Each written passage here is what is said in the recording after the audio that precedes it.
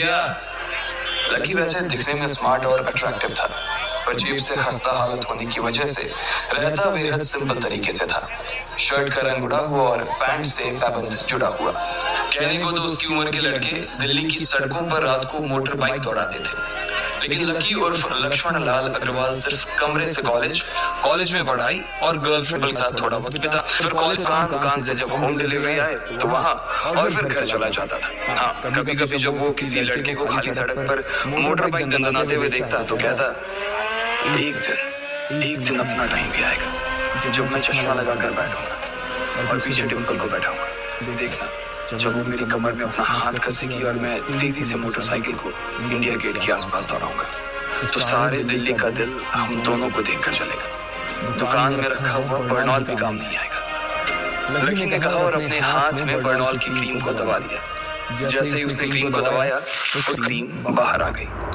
अबे गधे क्या कर रहा है? वो कोई स्पंज की गेंद है क्या जो उसे दबा रहा है? दुकान के मालिक ने उसे फटकारते हुए कहा और उसके सर पर एक चपत लगा दी। Sorry sir. लकी ने अपना सिर बचाते हुए कहा। वो करोल बाग में स्थित एक छोटी सी मेडिकल स्टोर पर काम करता था।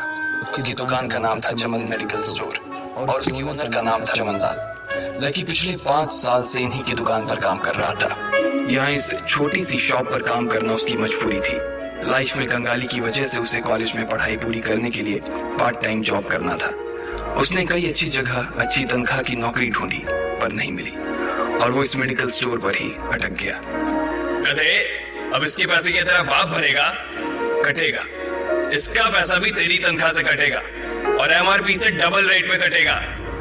चमन ने अपने दांतों को किचमिचाते हुए कहा। गुस्से की वजह से उसकी नाक फूल गई थी और लकी की सांसें। उसने घबराते हुए ओनर से पूछा, एमआरपी से डबल क्यों सर जी? ताकि अगली बार से ऐसी कोई हरकत करने से पहले तू डबल बार सोचे। चमन ने कहा और उसके हाथ से ट्यूब छीन ली। उसका जी तो चाह रहा था कि वो लकी की खोपड़ी पर एक और बार अपना हाथ साफ कर ले, लेकिन उससे पहले ही दुकान का फोन बजने लगा। फोन की घंटी बजते ही लकी को वहां से निकलने का मौका मिल गया और वो भागते हुए फोन उठाने के लिए चला गया। हेलो जी, करोल बाग की बेस्ट मेडिकल चमन मेडिकल स्टोर से बोल रहा हूँ। बताइए क्या काम था? ये लकी की पेटेंट लाइन थी। चाहे कहीं से भी फोन आया, लेकिन उसे फोन पर बस यही बोलना था। जैसे ही इधर लकी ने अपनी बात कही, उधर से जवाब आया, मैं अप्रूविंग नाइट होटल के कमरा नंबर 303 से बात कर रहा हूँ। एक छोटा सा ऑर्डर है, नोट करो और जल्दी से होटल पर डिलीवर करवा दो। वो एक लड़के की आवाज थी।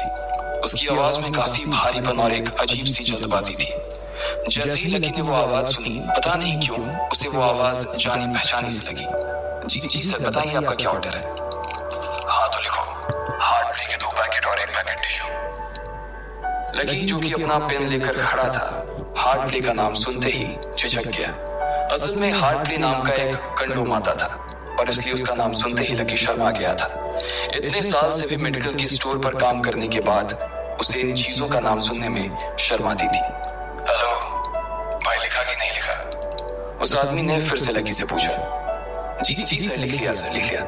लकी ने खिसिया कर हंसते हुए कहा, लिख लिया तो फिर लेकर निकल। उस लड़के ने कहा। उसकी आवाज सुनकर ना जाने ऐसा क्यों लग रहा था कि वो बहुत बड़ा आदमी था। जी सर, मैं सर, लेकिन सर बाहर तो बारिश हो रही है। लकी ने कहा। उसने देखा कि बाहर बहुत तेज बारिश हो रही थी। उनकी दुकान के सामने पानी भर गया था और तेज हवाओं की वजह से चमन मेडिकल स्टोर का बोर्ड भी गिर गया था। लकी को लग रहा था कि वो इतनी तेज बारिश में अभी एकदम से तो नहीं निकल पाएगा, तो उसने उस लड़के को समझाते हुए कहा, सर मैं ऑर्डर तो ले आऊंगा पर थोड़ा टाइम लग जाएगा, बारिश थोड़ी थम जाए। अब इससे पहले कि वो कुछ आगे बोल पाता, फोन पर लड़का बोल पड़ा, तुम्हारे मालिक को पता है कि तुम मल्होत्रा जी के लड़के को मना कर रहे हो? हाँ पता है, बारिश हो रही है, इसलिए सारा सामान अच्छे से थैली में पैक करके लाना और लेट नहीं होना चाहिए, समझे? उस लड़के ने कहा और इससे पहले कि लकी आगे कुछ कह पाता, उसने फोन काट दिया। उधर से लकी की दुकान का ओनर उसे घूर कर देखा जा रहा था।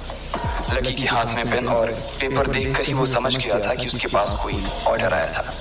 आज वैसे भी इतनी बरसात होने की वजह से सुबह से इक्का दुक्का ग्राहक ही दुकान पर आए थे। ऐसे में उसकी दुकान का मालिक एक भी ऑर्डर को छोड़ना नहीं चाहता था। वो लकी को देख रहा था और लकी बारिश की ओर देख रहा था। बारिश का बहाना नहीं चलेगा, जाना पड़ेगा, चमन लाल ने कहा।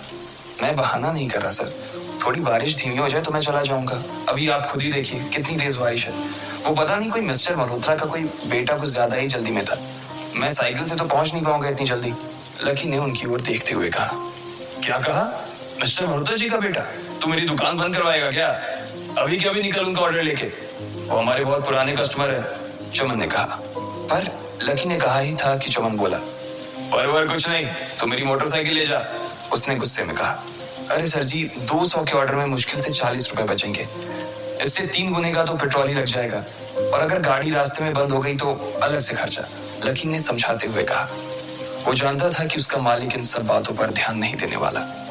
चमन लाल बोला, कोई बात नहीं, तू जा, चाहे जो हो जाए, ग्राहक नाराज नहीं होना चाहिए, और वैसे भी वो मल्होत्रा जी का बेटा है। चमन लाल ने मोटरसाइकिल की चाबी लकी की ओर उछालते हुए कहा।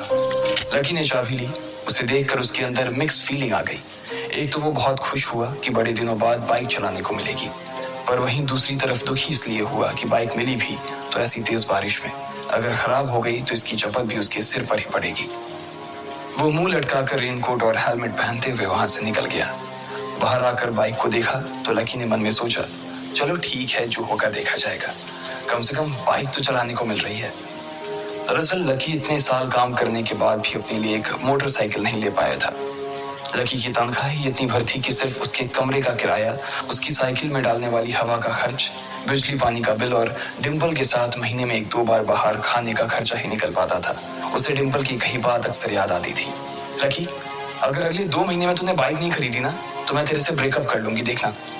असल में डिम्पल को लकी के साथ बाइक पर घूमने की बड़ी तमन्ना थी। लकी की इस उजाड़ जिंदगी में एक वही तो थी जिसके लिए जिंदा रहने को उसका जी चाहता था। जब भी वो उससे बाइक की बात करती तो लकी डिम्पल की इस बात को हंसकर टाल देता था। वो अपने मन में इस बात को अच्छे से जानता था कि डिम्पल उससे बहुत प्यार करती थी और वो उसे कभी छोड़कर नहीं जा सकती थी। वो दोनों एक दूसरे में ऐसे घुले मिले थे जैसे बादल बरसात में घुल जाती है। लकी को डिम्पल बहुत पसंद थी और वो उसके लिए